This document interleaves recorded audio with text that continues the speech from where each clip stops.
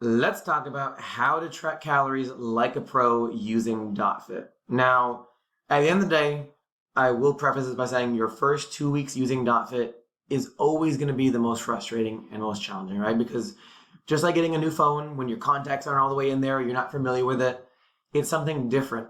And we as humans tend to hate change and avoid it like the plague.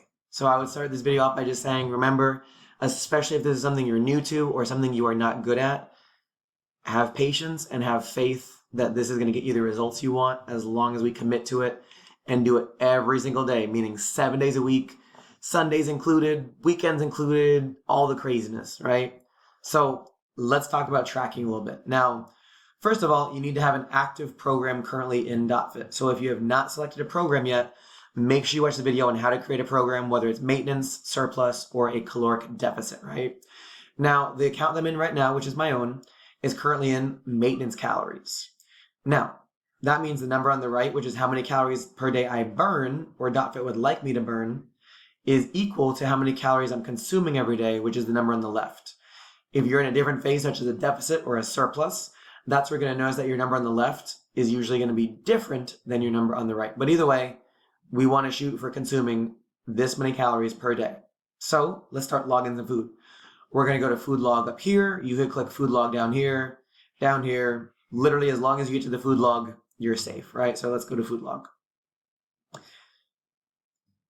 Now, one of the things I do like about DotFit is it's got multiple options to help you in whatever aspect you need help with, right? So when we hover over our plus sign, we see 4 different options to start tracking our food.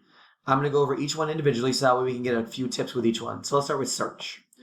Now, when we're searching for food, it's searching the database to find whatever food we're searching for. So let's just do some fast food. Let's say we go to Dunkin' Donuts on the way to work, on the way to the gym, whatever. And let's say that we do a coffee with cream. We'll click on that. Now it wants to know serving size. Let's say we did a medium coffee and we did that for breakfast. Okay. Now, as we log the food, you're going to notice a couple different things. Number one is it shows how many calories we've consumed so far, as well as how many grams of fat it was, carbs, and protein. And then right here, we're going to see a visual representation of your day so far. Here's what percent has been based on fats, carbs, and again, protein. Now, in a perfect world, I'd love to see at the end of the day, this pie chart look almost equal in all categories. So visually, even amounts of fat, protein, and carbs.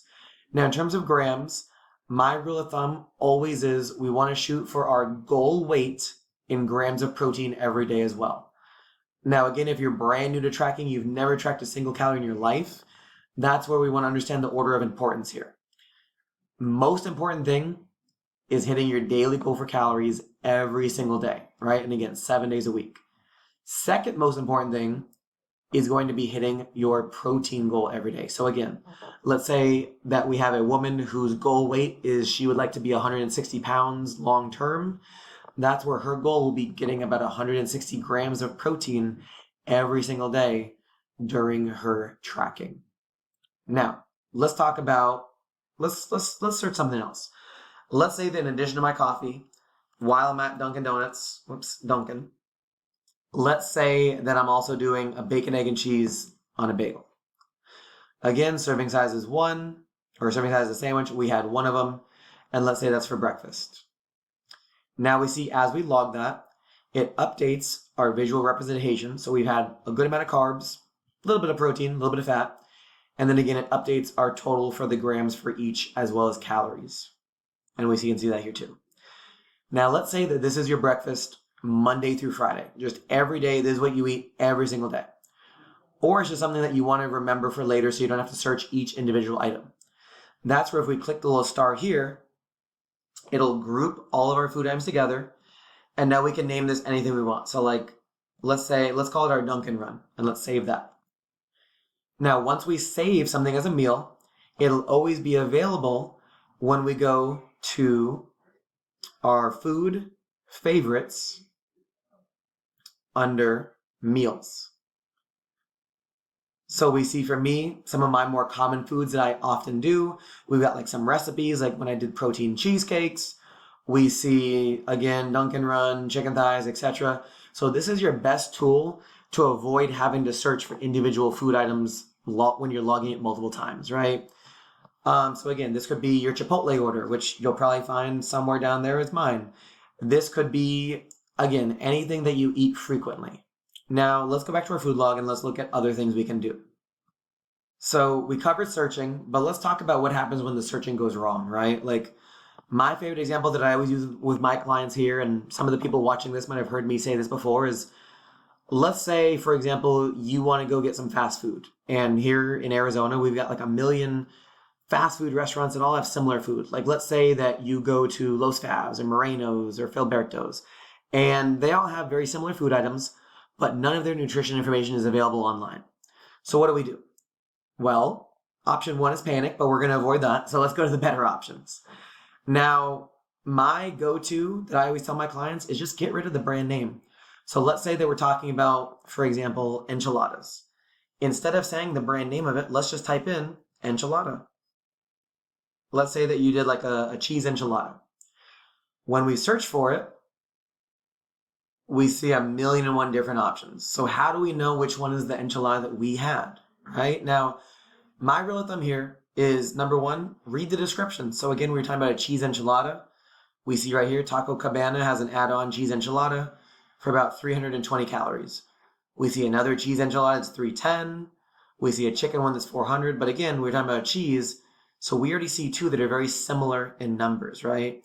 So that's where I would highly recommend going for that nice middle value and logging one of those. But how do we fact check that, right? Well, my go-to option is Google it. Do a simple Google search for nutrition in blank. So for example, when we do calories or nutrition in a cheese enchilada, we see a nice average for beef, cheese, etc. Look at that, 323. 323. So if we would have logged that cheese enchilada that we found on DotFit for those same calories, we would have been very, very, very close. And at the end of the day, I'm okay with close. That's the biggest goal with us. Now, let's say that, again, you were searching in DotFit, you still couldn't find exactly what you were looking for, but when you do the Google search, you can pull up an entire menu of calories, right? Like, for example, IHAP has online nutrition calculators. Again, you can do a Google search and see calories. And when you go to their nutrition calculator, you can even see things like protein content and stuff like that, right? So how do we get around that? Or how do we log that? I'm sorry. That's where we can take that information. We can go right back into our DotFit and we can click on custom. Now, when you click on custom, it wants to know what was the food name that you just ate, what was the serving size, how many calories were in it, and then you can go as far as typing in total fat, total carbs, and total protein. Now, once you do something like this and save it, it will again always be there under foods, favorites, custom entries. So for again, when we're looking at my own entries, we see these are all situations where I've had to either manually enter in the barcode or manually enter in the calories that I was reading off of the nutrition label, or I did a simple Google search and I was able to find the calories in it. So we see now we have all the information. So when I go to log that later on, instead of having to search for it again or find it again, I can literally just click on, let's say, my Chick-fil-A Smokehouse barbecue sandwich, log it for today under, let's say, dinner.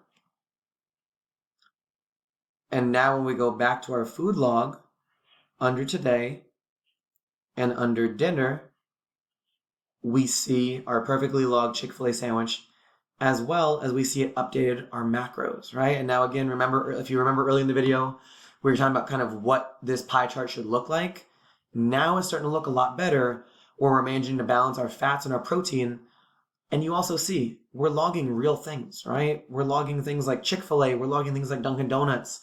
So it shows that you don't always have to be perfect with your logging or perfect with your food choices, as long as we're paying attention to our protein and as long as we're trying to balance our macros in addition to our calories by the end of the day.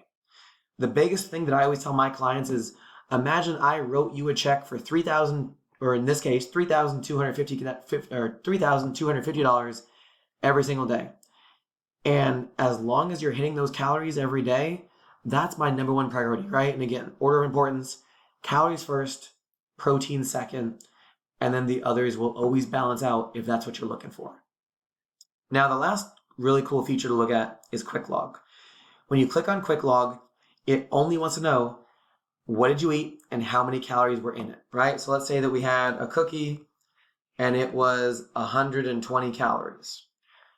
Now, when we Quick Log that, it inputs just that, the cookie and only the calories. But we see it didn't update the protein, carbs, and fat, and it also didn't save it anywhere like under your favorites for later. So this is a great tool if you're in a hurry or if you just need to see the calories in something, like for example, my people just beginning calorie tracking. But again, I like to use this as a place tracker or placeholder. So later on, I can always delete this, do a custom entry, and type in the calories, protein, and fat, right? Now, the last tool to show you is menus. When we click on menus, it's going to show you based on your daily calorie goal, here's 10 different customized meal plans that'll get you to your calories. So for example, we were talking about balanced macros. If we click on the 40-30-30 meal plan, it's going to give you an entire day of eating broken down into portions and calories that equal out to your exact daily calorie goal. So I could print this, cook it, meal prep it for the week, and it would hit my calories in addition to my macro goals every single day without fail. Now, this is a good option if you just struggle or even if you just want some ideas, because now we can just click log this meal and you can log this entire suggested breakfast right over to your meal plan, right over to your daily calorie log without having to worry about anything else. So it's a really good tool if you're struggling. This is also where you can go to have your trainer send you custom meal plans if you request it through your director of operations.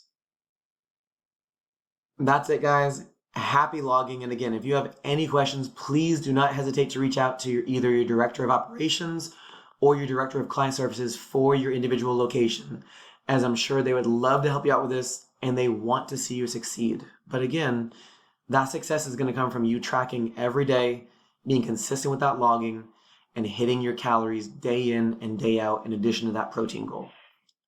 Have an amazing day.